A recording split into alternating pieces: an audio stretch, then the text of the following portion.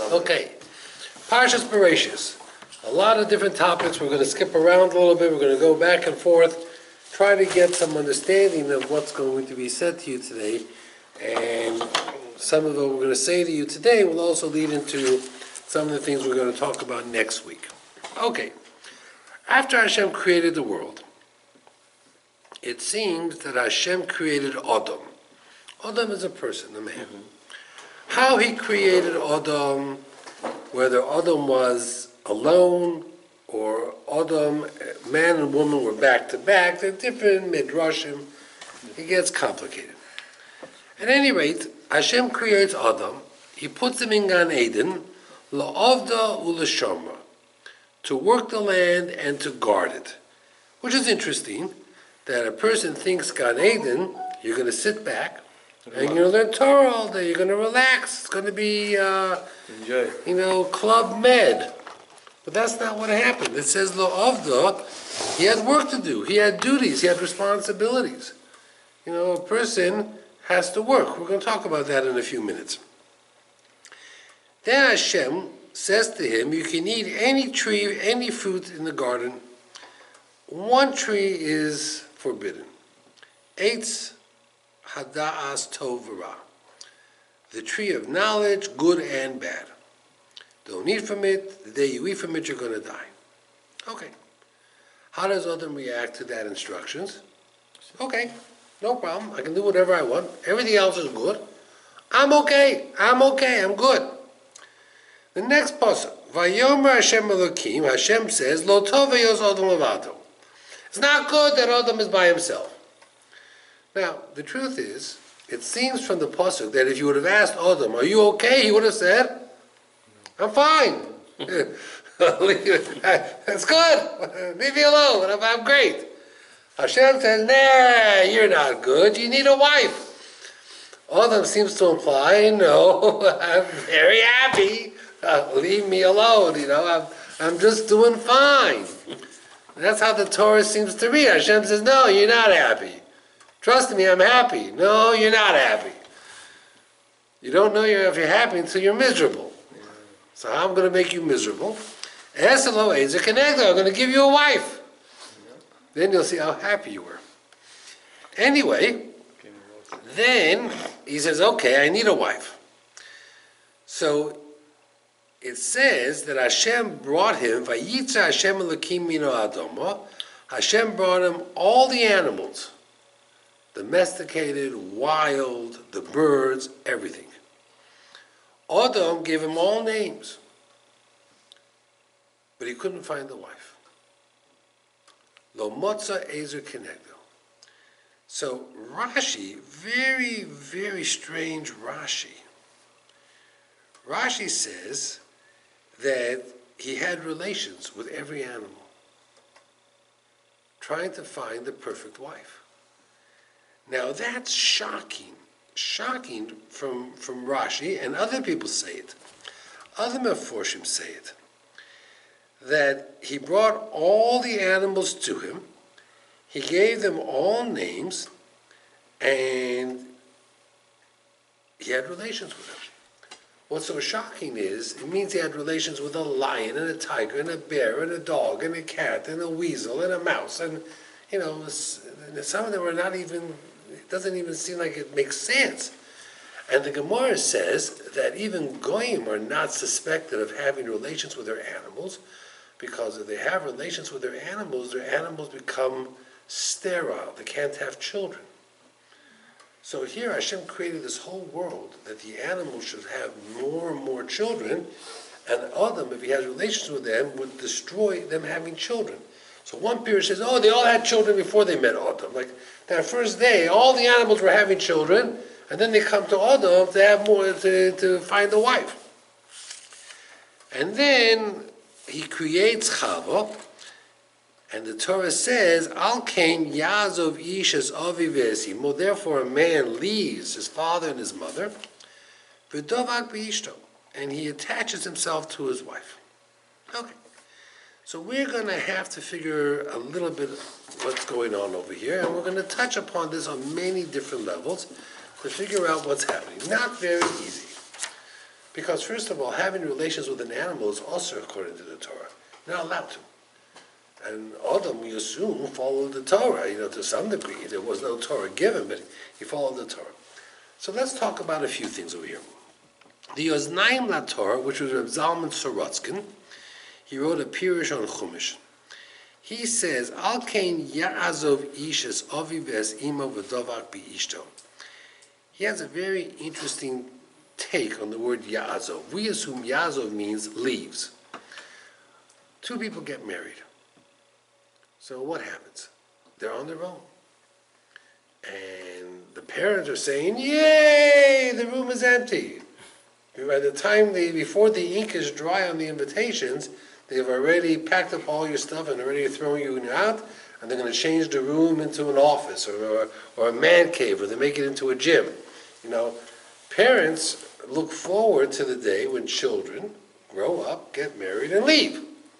They don't want their children in the house.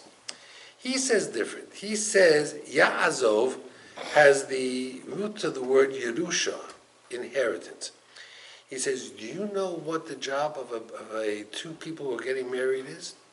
Not that they abandon their parents, but they take the lessons they learned at home and they bring it to their new home, so their parents should be proud of the house they built.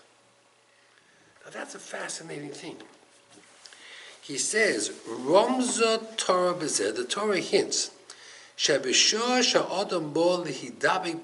a man comes to marry a wife, he needs to remember his roots. He has to learn the lessons of his household. As Aviv Imo, he learns from his father, how his father conducted himself, how his father went to work, how his father came home, how his father spoke to his mother, how his mother spoke to the father, how the mother prepared the meals. Because now he's leaving. And he doesn't know what he's doing. Most 21-year-olds, 22-year-olds, they have no clue how to set up a house and what to do. They're not trained. No one teaches them. How do they know what to do? Do you know how to set up a home? I would assume not. So who are you supposed to ask? Your parents. So therefore, Yidbak Bi'isha, you join forces with your wife, that you should be proud that we should have a house that when our parents come to visit, they'll look with pride. Whoa, what a beautiful home you have. So happy you learned our lessons. We as parents need to know that if our job is to train our children how to make homes, then we have to teach them by example. So if we're in our house and we're slobs, and we don't do shopping, and we're lazy, and we're always watching television, and we're not interacting, and we don't say Devar Torahs, and we're screaming at our spouses, and we're screaming at our children, what are we going to teach our children? Horrible lessons. Your home is a school. It's an education facility. You're not teaching them math and science. You're teaching them life. You're teaching them how to set up a house. How to wash dishes, how to put away dishes. That's what parents have to do. Parents have to educate their children. A mother should teach her son a little bit about cooking, about things that are necessary, so he would appreciate what his wife does, and vice versa. He goes further, the Oznaim LaTorah. Al ken yaziv zov ish as aviv esimo. He says, we see from here that when kids get married, they shouldn't live at home. It's not a good idea to get married and move into your parents' basement. Mm-hmm. Some kids do because they're in school. They cannot afford to rent an apartment. But he says it's not a good thing because parents get involved in the lives of their children, and it prevents the children from setting up their own home and figuring out what's right and what's wrong and having their privacy. In the beginning, you have to help them. In the beginning, you're helping them before they get married. That means when your child turns 21, 22, by that time he should already know what a house looks like, living room, dining room, kitchen, how to do laundry. Part of that is the training the yeshiva gives. A person goes away to yeshiva, so now they have to have food, they have to prepare food, they have to clean up their apartment, they have to do their own laundry. That means you have to prepare your child before. Once they get married, they should be alone. They should not be living in your basement. not be living in the second floor, not living in the attic. That's what the Yosnayim Torah says. I know Sephardim are not accustomed to this. Ashkenazim were very sensitive to that. No, nobody is. Most of them, they want to live separate. Yeah. They want to live, Some of that is because... They say they want privacy. Okay, got it. That's what they want. Got it. Next, just as a side issue here, they'll come back to this issue. When Cain was upset that Hashem was not accepting his korban, Hashem said to him, "Ulepesach chatas rovetz." Sin is at the door. Now, what's he referring to? Sin is at the door. So the Meforshim say that Hashem said to Cain that when you're in the womb, there is no Yetzer Hara. When you're 9 months in the womb, you have a malach teaching you Torah, there's no Yetzer Hara. Sin is at the door. When you enter into the world, that's where the Yetzer Hara is. So, you need to understand that the Yetzer Hara is waiting for you.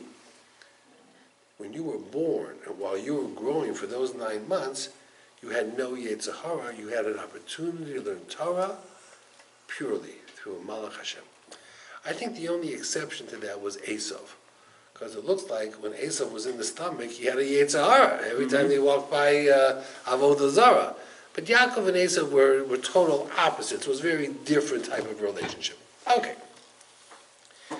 Next. So we're going to go more in Adam and Chava in a moment. Maybe let's skip ahead a little bit and let's go skip ahead. It says, and I'll give you some of the Meforshim over here. 18 times it says the word Adam before he married Chava. So they learn from here a remez that how old should a person be when he gets married? 18. Now, maybe that was in those days, people were ready to get married at 18. Today, I don't know how many people are really ready to get married at 18. What the right age is, it's impossible to say. Sometimes people are ready at 21, 22, 23. You have to know what you're doing. You have to know how you're going to support the family. You have to have a certain level of maturity. So that's number one. Zos Hapam, Rashi says, Kosav Rashi, Melamed shebo Adam al kol behema v'chaya. Adam had relations, good evening, with every animal. V'lo nizkaru daito, and he wasn't satisfied until he met Chava. Okay. So, some people learn as follows. Some people learn, not that Adam had sex with every single animal. Rather, when he gave every animal the name, he looked at the animal and he evaluated, could this animal be a partner? Could this animal be an azer, an assistant to me? And of course, when you looked at the animals, name any, a kangaroo, a giraffe, each animal was no. It was not even a possibility. That's what the Meforshim say. That it just wasn't in the ballpark. The Taz says something very interesting. The Taz says we're making a big mistake. Take the Nachash, the snake. When he came to Chava, what was his appearance? Like a person. Yeah. He stood up, he spoke, he could walk, he could talk. So the Taz says, you're looking at a dog today, you're looking at a weasel, a mouse, and you're saying, how could they be a wife to Adam? But before the sin, they looked different. They were tall, they were thin, they walked, they talked, the world was different. So maybe they were. Maybe the giraffe or the bear or a lion was capable of being a good wife to Adam. So that's how the Taz learns. The Taz learns that you cannot judge what you see today. He says the mitchila in the beginning, hoyukola brios noim. All the animals are very beautiful, very regal, very royal.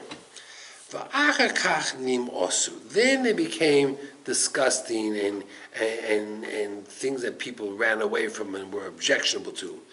As we see in the case of the Nachash, that it was only after he sinned that Hashem took away his hands and his feet and his ability to talk. So it says, that's the same. So now I understand a little bit. Rashi is saying that Adam had an opportunity to evaluate each animal. Maybe there were contenders. In the end, it wasn't possible. Now comes the next step, which is a little bit harder to understand. Okay. Comes the Nachash, and we're going to go into some detail of the Nachash thinking, but the Nachash engages Chava in conversation. Okay? Engages her in conversation. We'll talk about that in a few minutes. At any rate, he pushes her into the tree, she touches the tree, she eats from the tree, and now her eyes are open. And now she has that additional knowledge of Tov V'Ra, whatever that means. At any rate, she gives Adam to eat, and we're going to see she gave everybody to eat. She gave all the animals to eat. She put at risk all of creation. Wow. We're going to see in a moment. Rashi brings it down, we're going to see in a moment. Anyway, Hashem comes and says to Adam, where are you? He says, I'm hiding. Why are you hiding? Because I'm not dressed. I'm naked. We'll talk about that in a moment also. So Hashem says to him, who told you you were naked? Did you eat from the tree I told you not to eat? Vayomer ha'adam. So Adam answers, ha'isha. She gave it. My wife gave it to me. Okay? So from the beginning of time, men have always blamed their wives for all their mistakes. Adam syndrome. What? Adam syndrome. That's right. Now the truth is, Adam has an argument here. Let me explain to you what the argument is. You come home, and your wife puts down a plate of food in front of you. Do you ask your wife, where'd you buy the food? Did it have an OU? Is it kosher? Which dishes did you cook? This is meat. Did you cook the milk dishes or only the meat dishes? That means we don't ask our wives that. We assume our wives are religious. We married a religious woman. She was trained by her mother to keep kosher. We assume it's kosher. That means if Hashem came up to us after 120 years, Hashem says, you know that supper last night you ate, the chicken was not kosher. You'll say, what are you talking about? How could that be? Well, you didn't check it out. He said, I should check it out. My wife gave it to me. I mean, we would say the same thing, you know. I don't check. My wife goes shopping. I don't look in the bags. I help unpack the bags, but I don't pull out everything and look for the OU. I don't ask which store she went to. You know, I trust her. I trust her that she knows what she's doing. I don't watch her. I'm not her mashgiach. You know, I don't hire someone in the kitchen to watch my wife cook and bake. So Adam says, Vayomer Adam, what do you want? You gave me this woman. She gave me to eat. It's not my job to be her mashgiach. Okay. It's a nice argument, right? It's a logical argument. Logical. It's logical. Rashi says, Kafui Tov, I gave you a wife to make your life better, and this is how you answer me back? Of course, a few minutes ago I told you that Hashem says to Adam, so how you doing? What was Adam's answer? I'm great. Leave me alone. Hashem says, no, you're not happy. I'm happy. No, you're not. You think you're happy. You're not happy. You're alone. Right? You're alone. What's next is going to shock you. There's a pirush on Chumash called the Baal HaTurim. The Baal HaTurim has all these hidden secrets and remozim and hints. He says something here that's crazy, wild. The Baal HaTurim writes, He nostali min ha'etz. She gave me the wood, and I ate it. It doesn't say the fruit. It says the wood. Lefi pshat, if I read this, he says correctly, Shehikani. Adam said, what do you want? My wife beat me. She took the tree, the wood, and she said, eat. I said, no. She smacked me with a piece of wood. She beat me. That's what the Baal HaTurim says. And she kept hitting me until I did what she said. That was the only way I could get her to stop. So according to the Baal HaTurim, this is the first case of domestic violence. The man should have called 911 to the police and filed a police report. Where he get it from? Because it says that she gave me the wood, From this. not the fruit. That means why did I eat? Because I felt the back of the piece of wood. She didn't give him a tree. She took a piece of the tree, a stick, and she beat him. And then the Meforshim ask, the Fiab shot, it says, she kisani be'etz. She hit me with a piece of wood. And if you ask, how come he didn't stop? They all ask, how come he didn't smack her back? The wife starts hitting you. Why are you taking it? Why did Adam take it? So he says, because he didn't eat from the tree of good and bad. So he didn't have bad in him. So he didn't know that he could hit his wife back. Once he ate from the tree, he turned around and he smacked her across the room. Now, this is wild stuff. We don't publicize this stuff because this stuff doesn't sound very good. But, excuse me, this is some Midrash said, right? The Baal HaTurim. How can he get this information? The Baal HaTurim, you have to know who the Baal HaTurim was. The Baal HaTurim is a Pirush on Chumash that is very deep, very Kabbalistic, all with, everybody, there are books written on the Baal HaTurim. The Baal HaTurim is a very significant Pirush. He's not just some modern Orthodox Pirush. He's hundreds of years old. He claims that Adam complained to Hashem that I got beaten up until I would eat from the tree. Now that's shocking. That's what the Baal HaTurim says. At first, he said to Hashem, it's your fault, who asked you for a wife in the first place? But the Baal HaTurim says, why was he not more resistant? And he says, because she got violent. She got violent. Now, let's talk about the consequences. Okay, the consequences.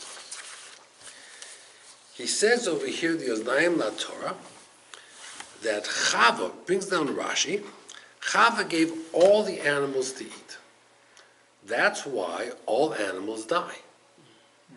Right? Animals don't live forever. Oh, the animals should be died, right? Too. Shouldn't die. Oh, wow. There was one bird Didn't eat. who said no. Who? Rak of echad ushemo chol. The name of the bird is chol, or the chul. Lo shamach lechava. He didn't listen to Chava. V'lo ochal. V'hu marbe yomim kachol. And he lives forever. Some people say that this is the legendary phoenix. That the phoenix is a bird that lives a long, long time and then flies into the fire, burns up, and gets reborn and comes back out again and lives again a long, long time. It was the phoenix. Many science fiction books are written about the phoenix. Yeah, they don't have it. We don't know what that bird is today. We know there's the name of the salamander. Salamander is a type of an animal. Come to fire. Right, that is a fire retardant. That means that's what Shlomo Melech did. He Yes. covered himself over with the oils of the salamander, and he was able to go through This fire. is not matched with. Right, but that's not the phoenix. Okay? It's not a bird, first of all. It's not a bird.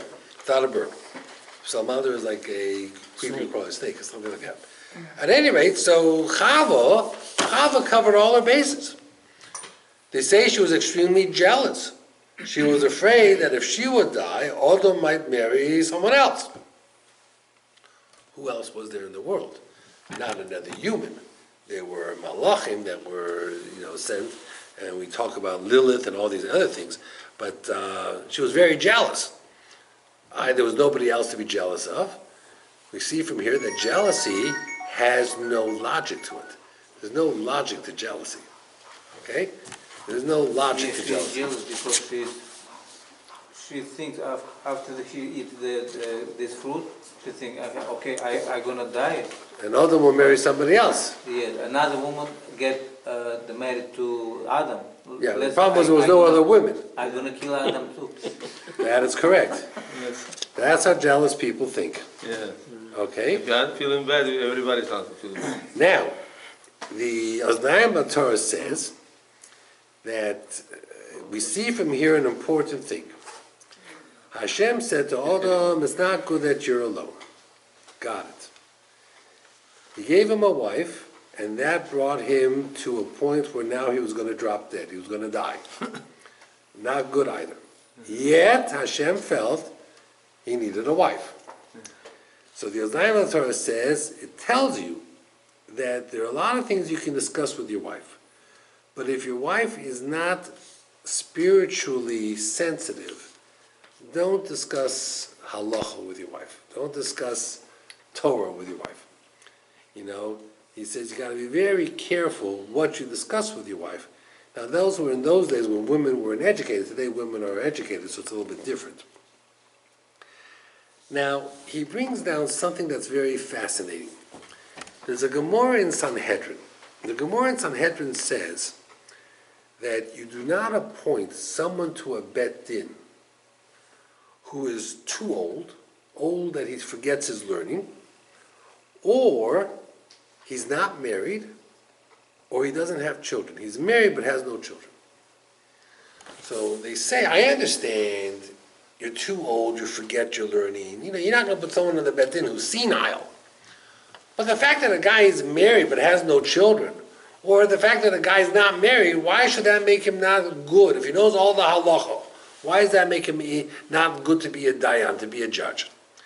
So the answer is because if you don't have a wife and children, you don't know how people disappoint you and how people beg you, and you don't know how to have rachamim and forgiveness. He says when you have children, you know what you learn? Rachamim. Because children cry, and children make mistakes, and children get into fights, and you have to have the ability to listen to them say I'm sorry, and forgive them, and forgive them, and forgive them. And if you don't have children, you're not used to seeing a person feel bad. So you can't judge another person. That's a fascinating thing. He says, Im yishar ha'odam levado, if a man is on his own, it means he has no wife, he has no children, he has no family, and he doesn't learn responsibility. You know, I have people like that. I have people who call me on the phone, and they can talk for an hour. Now, my wife says to me, how can you listen to that person for an hour? It's very painful. It's very difficult. Usually I'm doing 3 different things at the same time. But my wife says to me, how come they talk for an hour? She says to me, how come they talk for an hour? I said, it's very simple.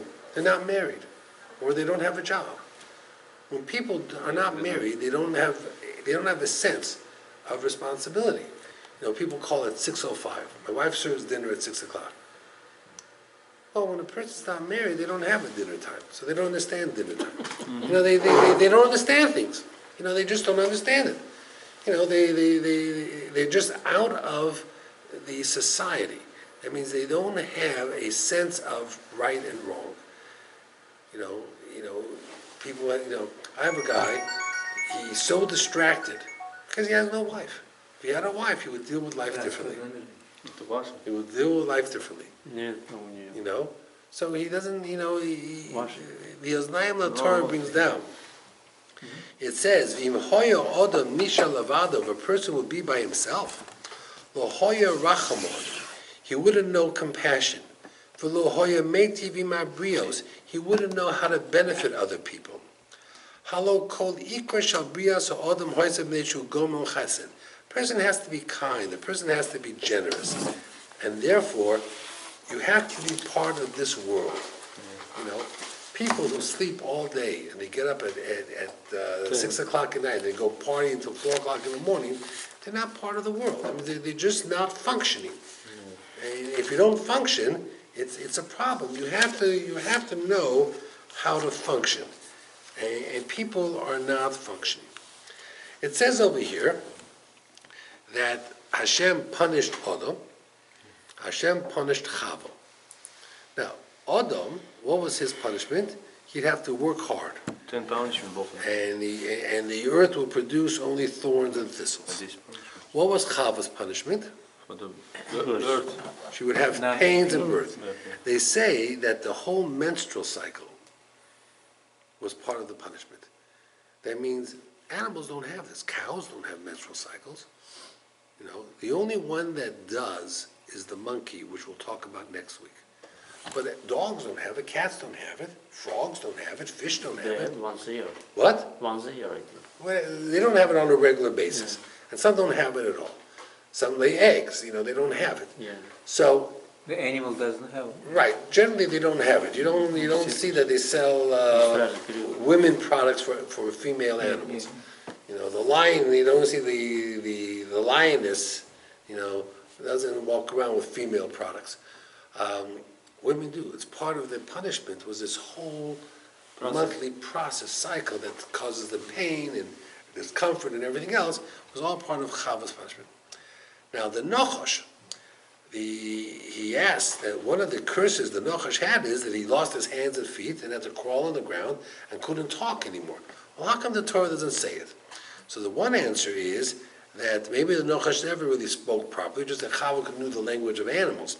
But the fact that he had to crawl on the ground and eat dust, it's very hard to talk when you have a mouthful of dust. So he says the fact that the Nochash, it says clearly that, this is what she was going to do, then it was clear that this was her punishment, that the Nochash's punishment was what it was. He brings down over here that they realized they were naked. He says something very interesting. He says, until they ate from this fruit, the main purpose of life was the neshama. So the body meant nothing. The body was just the body. It was just a shell. After they ate from this, the body meant everything. The neshama meant nothing. And today, look how much money we spend on the body. On beauty products, on personal grooming. We talk about weight, we talk about workout. You know, we spend billions of dollars all on the body. On a body, you know, to look more beautiful. We're always, you know, plastic surgery, facelifts, all these different things. We've spent so many thousands and tens of thousands of dollars on the body.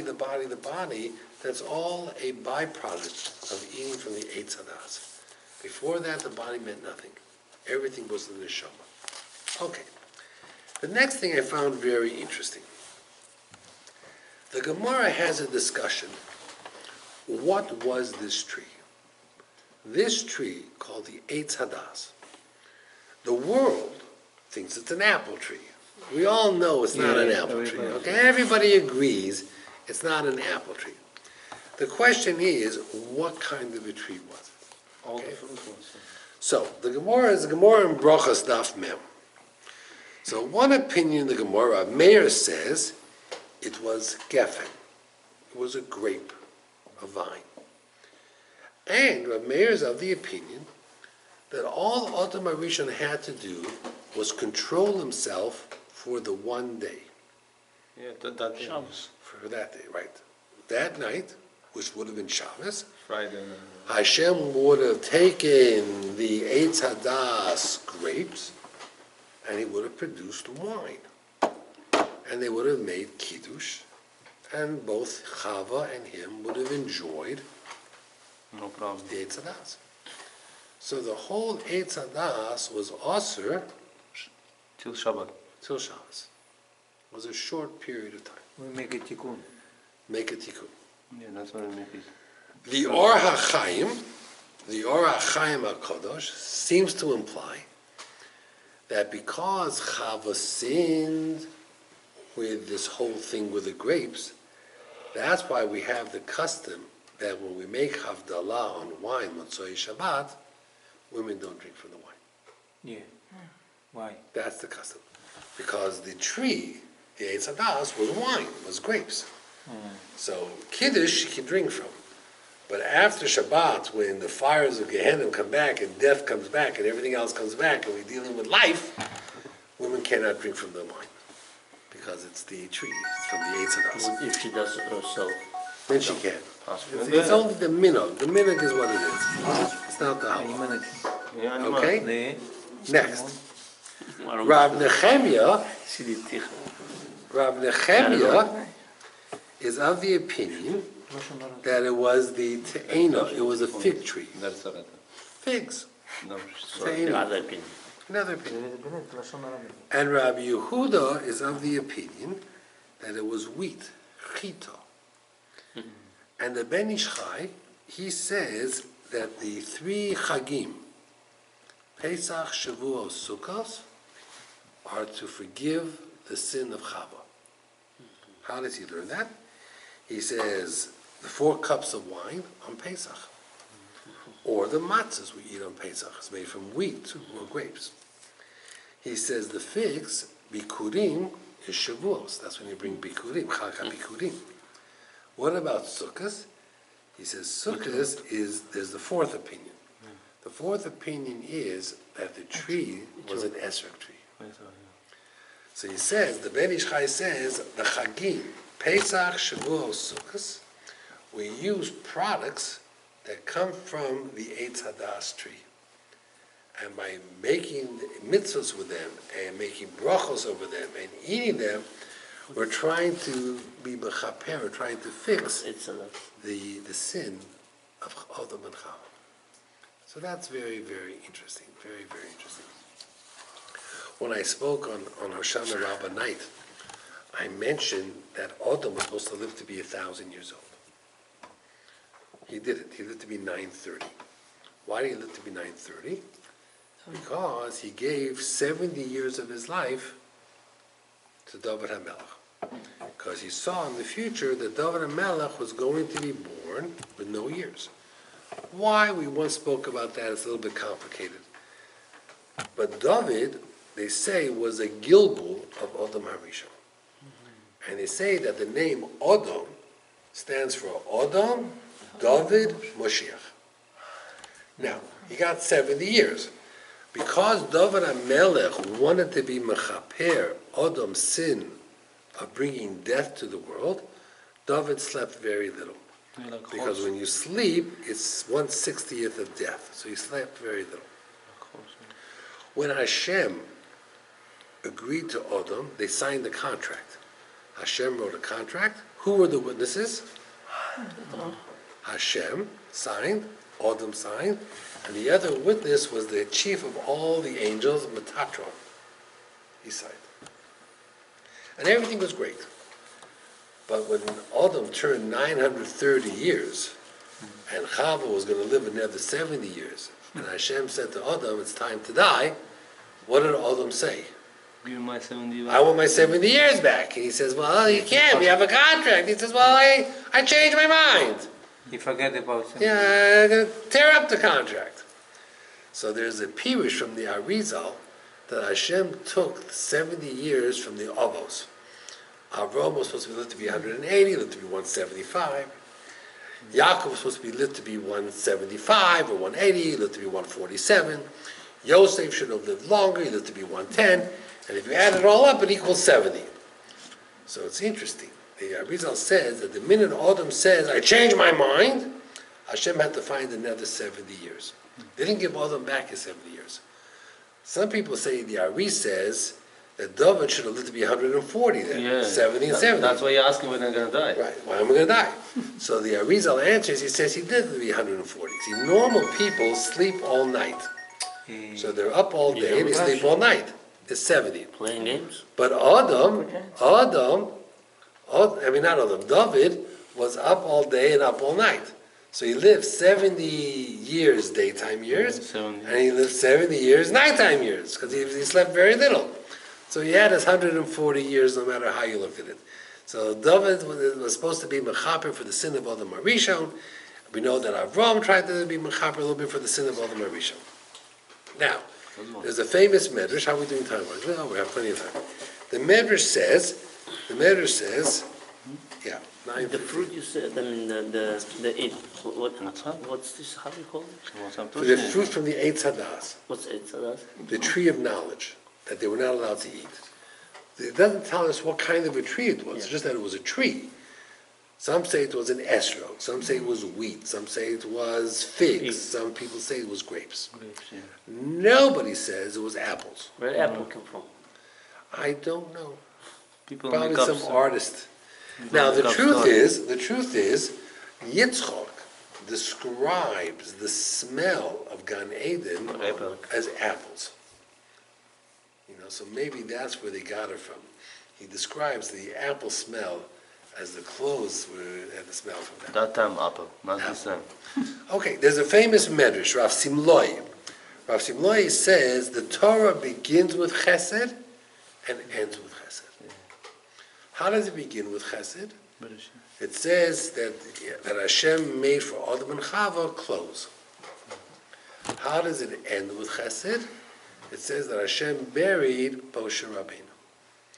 Now I understand Moshe Rabbeinu's death is in the last few psukim of the Torah. But the clothes is in third parak Gimel. We have plenty of examples of chesed in parak Aleph and parak Beis. Hashem created the world, Hashem created food, Hashem created shade, Hashem created Gan Eden, Hashem created water. Why, if I'm going to say an example of Hashem's kindness, is, He made for them clothes. Why is that the example of Hashem's kindness? Chesed. So Rabbi Yehuda Leib Ginsburg from Denver, he wrote a sefer, Yalkut Yehuda on Chumash. He also wrote Yalkut Hanavim, Musar Hanavim, and Musar HaMishnah. He wrote Svarim, beautiful Svarim, that he goes through all these medrashim and he explains it. He says something very interesting.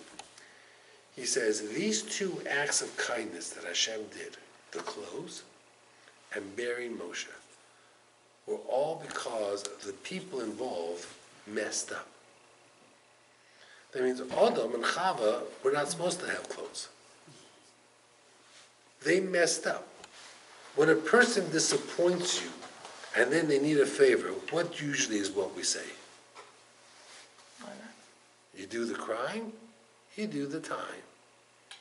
Too bad. Hashem could have said to Adam and Chava, I'm sorry you need clothes, but that's your fault, not my fault. I'm not going to clean up your mess. But you still give them. That's chesed. When a person disappoints you and you still do chesed, that's chesed. Okay? Moshe died. Why did Moshe die? Because of Mei Meriva. He hit the rock and didn't talk to him. Hashem could have said to Moshe, Moshe, you shouldn't have died. The fact that you died is because you messed up. Okay? I'm sorry you died, but that's your fault. Now go bury yourself. No. The chesed, he says, anyone can be nice to a person they like. Anyone can be nice to a person who does nice things to you. Try to be nice to someone who's not nice to you. Oh, very hard. That's chesed, right? When a person, however, that he does something that is not proper to you, and then you're still kind to them, you're still nice to them, that's a level of chesed that resembles HaKadosh Baruch Hu. And that's why those are the examples of chesed. Found that to be very, very interesting. Okay, let's talk a little bit more about our friendly snake and Chava. I just want to give you an idea, teach you some life lessons over here. It says that the Nochosh was extremely crafty. You know what crafty means? Tricky. Okay, why was he so tricky? Because he knew the psyche, he knew psychology. He goes over to Chava, and he says to Chava, I hear that there's nothing you're allowed to eat. Right? Everything is forbidden. Opposite. Right? Now that's a lie. He knew it was a lie. The Nachash knew it was a lie. He knew what was going on. Vayomer Aisha, ki Omar Elokim lo sochlu mikol eitz hagan. You can't eat anything. When a person wants to entrap you, they come up with a lie. Why? Because then you correct them. And you get the impression, he's not so smart. I'm smarter. When you think you're smarter than me, that's the hook. Now I've got your attention. Now your guard is down. You only have your guard up if you think I'm smarter than you. So Chava right away says, no, you're wrong. We can eat anything. There's one tree we can eat. One tree we're not even supposed to touch. Now he had her. Yeah. He had a foot in the door. She say extra word. She said extra words. Now, Problem. who said that you can't touch the tree? Some people say Adam told her that because he wanted to protect her. He didn't trust her. So he said to her, don't eat it, don't touch it. Okay? Some people say Chava herself said it. But she said it so many times, she believed it already is true. What do you learn from this? Got to be very careful. You have little children in the house. So the child says to you, can I turn on the light on Shabbos? So what do you say to the kid? No, you can't turn on the light. What happens if I turn on the light on Shabbos? What will Hashem do to me? What would you say to the kid? What's the punishment for being Mechalo Shabbos? Skila. You're going to get stoned. Got to be careful. Because the kid goes into their room, and when you're not looking to turn on and off the light, do they get stoned? No. Do they die? No. What does the kid say? Tati's wrong. Abba's wrong. The Torah is a lie. But how we should explain it? That's a good question, and maybe not for tonight. But you need to, but that's a good question. You know, you cannot tell children, especially teenagers, that if you do this, this is what's going to happen. Because you're not God, and God is a Rachamim. And when they try it once, and they don't drop dead, They're going to do it again. they're going to do it a second time, and a third time, and a fourth time. Okay? So you have to be very, very careful. Because we are very quick to scare children into being religious. But when you scare kids into being religious, they test it. They test your theory. And, you know, since we're not going to go about stoning our children, right? Yeah. That's not going to happen so fast. So therefore, you have to be very, very Time careful. soon. Okay. So what does the Nachash do? The Nachash understands that women are emotional people. Men are hunters. The Nachash knew exactly what to say. According to many people, he wanted Chava for himself. You know, so he had a whole plan over here of what to do and what not to do. There are many women who get caught up in this. I can tell you that very often a woman comes to me and says to me, I really like this guy. I said, I don't understand. I've had this many times. You're Shomer Torah mitzvahs. You're religious. The guy is not religious. So you know what the girl says to me? But he's becoming religious. Because of me, he's becoming religious. He's even starting to put on tefillin. He's even thinking about keeping Shabbos. He's willing to change his whole life for me. No. Never going to happen. Never going to happen. Marriage is not social work. Marriage is not kiruv. That's all a ploy. He's playing you. They don't listen to a word I say. It doesn't even go into their head. She thinks that he's changing his whole life for her. That makes her feel so important. Of course, 5 minutes after they're married, he no longer keeps Shabbos, he no longer wears tefillin, and he no longer gets up from minyan. You know, because he didn't change. He wasn't changing for all the right reasons. Okay? There was a story of a girl who had to write a paper about a religion. She wanted to write about Islam. So she started to study Islam to write a paper for college. So then she started to interview Islamic boys. Then one of the boys says, why don't you come to the mosque? See what the mosque, oh, okay. She came to the mosque. It was all for her paper. By the time she wrote her paper, she got engaged to a Muslim boy, and she married a Muslim boy. Jewish did? Jewish woman, Jewish girl. She thought, I'm not going to, it's not for me, I'm Jewish, I'm not going to get involved. But she got involved in Islam, she wrote a paper, and the emotions overtook her, and therefore things became, things got lost. Things got lost. Kanehash. Right. And that's what it is. She says, you have to be very, very careful. Many of us are driven by our emotions. And we're not driven by our seichel. We don't think. We're so consumed by our emotions that the emotions dictate to us. And that's why you need someone who is a bar seichel, aseh l'chorav. You have to have good friends. You have to have a good relationship with your family. You have to have a good relationship with the Rav. You need to talk these things out because these are very important decisions. And when you make these important decisions, it's very important to have someone there who you can trust. Because emotions are strong. And when you have those emotions, they take control of everything you do.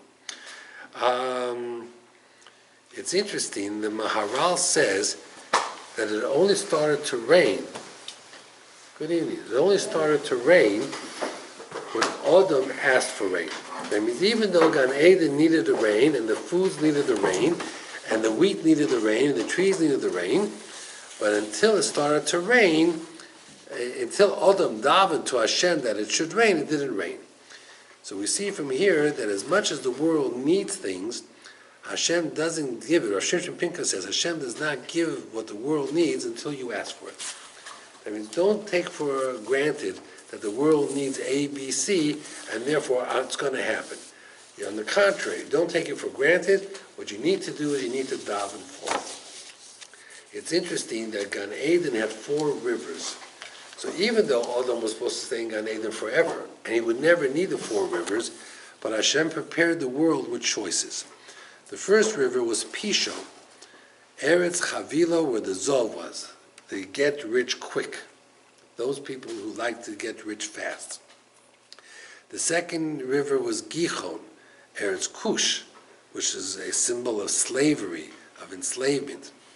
The third river was Chidekel, Kidmas Ashur. And Chidekel, some people say, was the Nile, where it shows, working the old-fashioned way, working the land, which was very difficult. And the fourth river, this is the Malvin says all this, was Nahar Pras. Nahar Pras was the spiritual river, was Eretz Yisrael. So he says, as much as Adam was put in Gan Eden and could have been there forever, but Hashem prepared life, the world. There's the get-rich-quick schemes, there's the hard work schemes, there's the people who are third world, and there are the spiritual ones who represent HaKadosh Baruch Hu and the Torah. So there are many, many different aspects of life that are very, very important. I mentioned to you over the years, just the last thing, is why did Hashem create the tree of life? Before Adam and Chava sinned, they were going to live forever. After they sinned, the tree was forbidden. So the tree never had a purpose. Before it was not necessary, after it was forbidden. So why was it there? Why was it there? Here you have the tree of life. Before I sinned, I don't need it. I'm going to live forever. After I sinned, it's forbidden. So why is it here? So the answer that they give is very fascinating. Hashem says to Adam and Chava, you're going to die. You sinned, you're going to die. How do we know if Adam and Chava accepted Hashem's judgment? Very simple. Adam and Chava could have said, Hashem says we're going to die, that's it, we were wrong, let's do teshuvah, and let's go forward. Or they could have had a conversation. Adam could have said to Chava, God thinks he's so smart, he's not so smart. There's a tree here, tree of life. All we got to do is get that tree of life, and we can be smarter than God, and we can live forever. Hashem doesn't control us, we control him. That means the tree of life was there as a test. Do we think we're smarter than Hashem? In life, there's always going to be something out there that's not good for us. And Hashem is going to deny it to us. Will we accept that?